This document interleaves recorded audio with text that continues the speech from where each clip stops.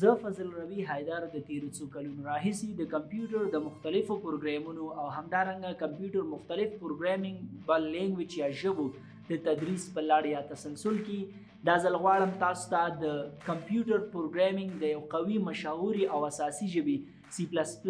د بشپړ کورس تدریس آغاز یا پرانیسته وکړم د دغه کورس په بشپړ ویلو او تعقیبولو سره تاسو به وکولای شئ چې د C++ د بیسیک لیول، انټرمیډیټ لیول او های لیول د کورس سره آشنایي ولرئ او مختلفې موضوعګانې لکه د C++ عمومي تاریخچات څنګه رامنځته شوه، C++ اپریټرز او ډیټا ټایپس څه ته ویلی شي، اقسام د ډیټا ټایپس څنګه دي، او همدارنګه تاسو ډیسیژن میکینګ سټیټمنټس د هغې اقسام، لوپ یا ریپیټیشن سټرکچرز کوم سټرکچر ته ویلی شي، ارې څه ته ویلی شي، پوینټر څه ته ویلی شي، همدارنګه فنکشن او د فنکشن مختلف اقسام داسې نور پروګرامبل الیمنټ سره به کامله نشنایي ولرئ.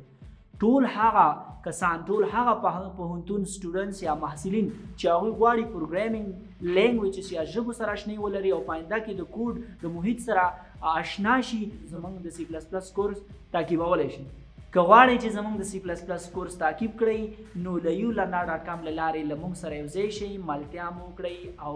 زده کړه وکړئ.